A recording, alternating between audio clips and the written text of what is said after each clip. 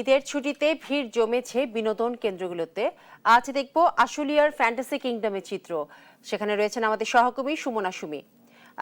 সুমি, বিনোদনে যারা মাতোয়ারা তাদের উৎসাহ উদ্দীপনা কেমন দেখছেন?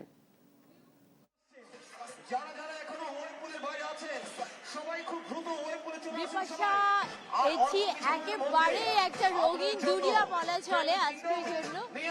ঈদের আনন্দে যার পূর্ণতা পেয়েছে সব বয়সী মানুষের সম্মিলনে। ফ্যান্টাসি কিংডমের এই যে বাংলাদেশের বিভিন্ন ঐতিহ্যবাহী নিদর্শনের আঙ্গিকে ছোট ছোট স্থাপনা এবং তার মধ্যে সুরের মূর্ছনা নৃত্যের তালে এ যেন এক অন্যরকম আনন্দের দিন।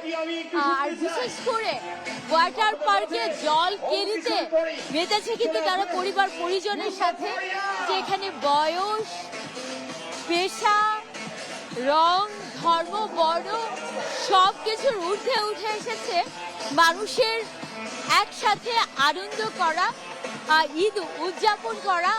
আপনি দেখছেন বিপাশা, যেখানে নারী পুরুষ ভেদাভেদে, শিশু বয়োজ্যেষ্ঠ ভেদাভেদে কিন্তু তাদের আনন্দ হচ্ছে। এবং ডিজে গানের সাথে কখনো ফোক গান, কখনো ফিউশনের মিশেলে তারা কিন্তু কিছু সময়ের জন্য হলেও ভুলে গেছে তাদের বয়সের সীমারেখা, যেখানে বাবা মা, দাদা দাদি, বন্ধু, প্রিয়জন সবাই কিন্তু এক কাতারে মিশে এসেছে। যদি বলি ঈদের এই আয়োজন বয়স, পেশা কিংবা পরিচয়ের ভিন্নতা ভুলে এক সুরে মিলেছে সবাই।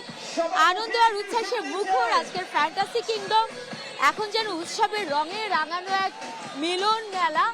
তারা কিন্তু এভাবেই তাদের আনন্দ উদযাপন করছে।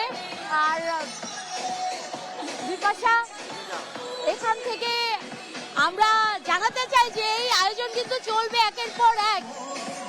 আর এভাবেই আনন্দ নিয়ে আমি কিন্তু এখন বিপাশা আপনার কাছে ফেরত যাচ্ছি।